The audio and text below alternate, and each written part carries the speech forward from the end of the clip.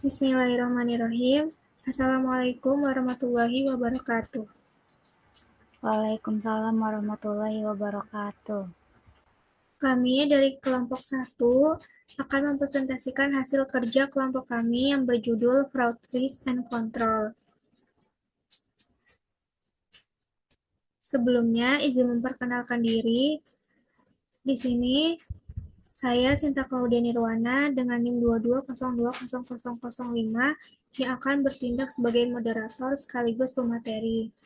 Dan ada rekan saya, Naya Rohadatul Ahsya, dengan NIM 22020013. Langsung saja ke materi pembahasan yang pertama yang akan dipaparkan langsung oleh rekan saya, Naya. Kepadanya dipersilahkan.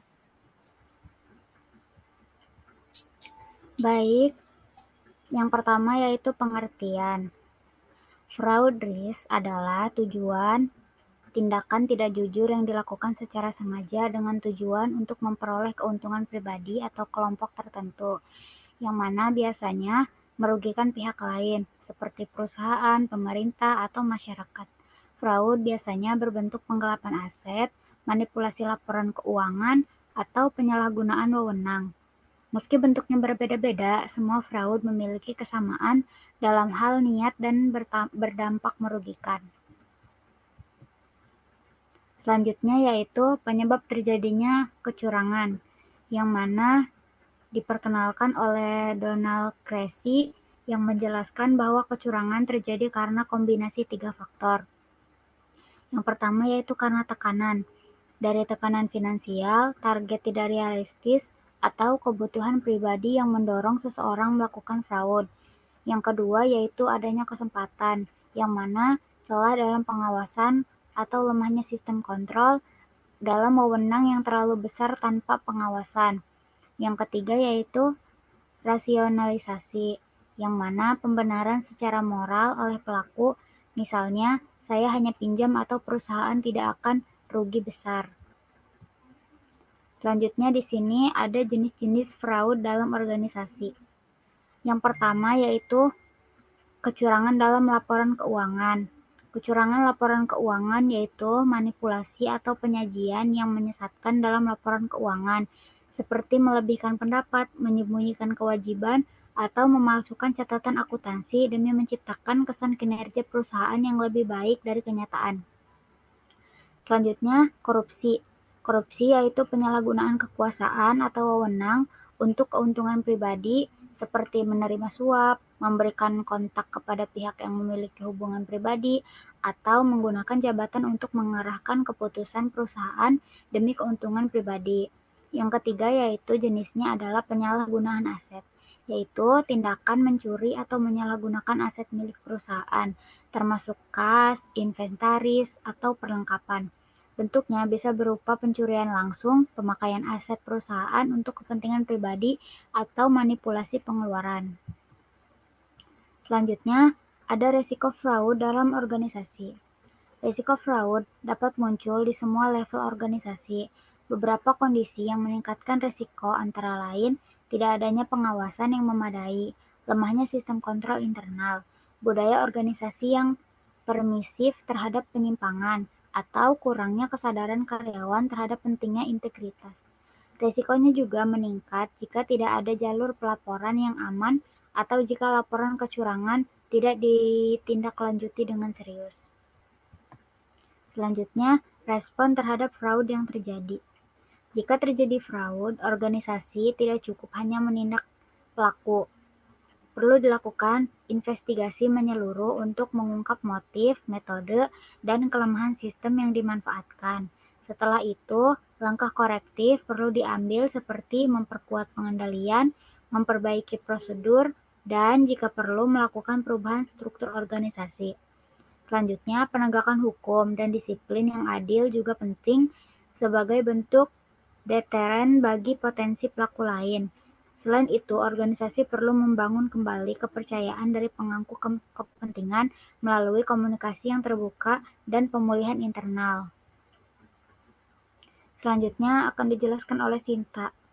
Selanjutnya, ada peran whistleblowing dalam deteksi fraud. Salah satu instrumen penting dalam mendeteksi fraud adalah sistem whistleblowing, sebuah mekanisme pelaporan yang aman dan rahasia bagi karyawan atau pihak eksternal untuk melaporkan indikasi kecurangan. Dalam banyak kasus, laporan dari whistleblower merupakan sumber pertama terbongkarnya fraud besar. Namun demikian, efektivitas sistem ini sangat bergantung pada kepercayaan. Organisasi harus menjamin bahwa pelapor tidak akan mengalami intimidasi, diskriminasi, atau sanksi. Budaya organisasi yang mendukung transparansi dan keterbukaan menjadi kunci keberhasilan whistleblowing. Selanjutnya ada contoh kasus pada Enron Corporation di Amerika Serikat. Latar belakang, Enron adalah salah satu perusahaan energi terbesar di Amerika Serikat. Skandal ini terbongkar pada tahun 2001 dan menjadi simbol dari manipulasi akuntansi di perusahaan publik. Modus fraudnya, manajemen Enron dengan bantuan firma akuntansi Arthur Andersen menciptakan perusahaan-perusahaan cangkang atau special purpose entities untuk menyembunyikan utang dan membuat laporan laba tampak lebih tinggi dari kenyataan. Selanjutnya, kerugiannya yaitu investor kehilangan lebih dari 74 miliar US dollar, ribuan karyawan kehilangan pekerjaan dan dana pensiun, dan pasar modal Amerika Serikat mengalami krisis kepercayaan. Pelaku dan sanksinya, CEO Jeffrey Skilling dan Chairman Kenneth Lay didakwa dan dipenjara. Arthur Andersen kehilangan izin audit dan akhirnya bubar. Pelajaran pentingnya, yang pertama, manipulasi laporan keuangan bisa tampak legal secara teknis, tapi tetap bersifat fraud. Yang kedua, pentingnya etika profesi akuntan dan independensi auditor. Selanjutnya yaitu peran pengendalian internal. Pengendalian internal merupakan sistem yang dirancang untuk mencegah dan mendeteksi kesalahan maupun kecurangan. Sebuah organisasi yang memiliki sistem pengendalian internal yang baik mampu meminimalkan peluang terjadinya fraud. Elemen penting dari pengendalian ini meliputi lingkungan kerja yang etis, penilaian risiko secara berkala, kebijakan pengendalian yang jelas, saluran komunikasi yang transparan, dan pemantauan yang berkelanjutan. Di sini ada strategi pencegahan fraud dan risk. Yang pertama, organisasi perlu menetapkan kode etik yang jelas dan menanamkan nilai-nilai integritas sejak awal perekrutan, dan penilaian risiko fraud sebaiknya dilakukan secara berkala. Selanjutnya, melakukan pelatihan kepada karyawan agar mereka memahami tanda-tanda fraud dan bagaimana melaporkannya. Pemisahan fungsi kerja, pemeriksaan latar belakang karyawan, serta audit internal yang aktif juga sangat penting untuk memperkuat sistem pencegahan. Di sini ada contoh kontrol pengendalian yang efektif.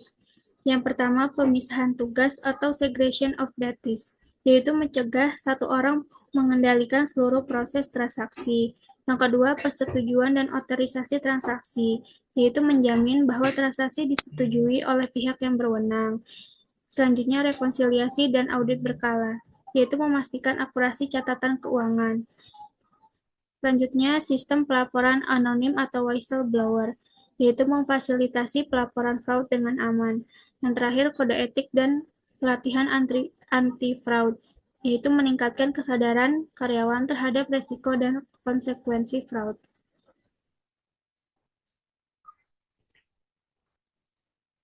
Kesimpulannya, fraud merupakan risiko yang serius yang dapat merusak keberlangsungan organisasi. Untuk menghadapinya dibutuhkan pendekatan menyeluruh, mulai dari membangun kesadaran, sistem pengendalian yang solid, hingga membentuk budaya kerja yang menjunjung tinggi etika dan integritas. Pencegahan selalu lebih murah dan lebih mudah dibandingkan penanggulangan. Mungkin cukup sekian presentasi dari kelompok kami. Kurang dan lebihnya mohon maaf. Wassalamualaikum warahmatullahi wabarakatuh.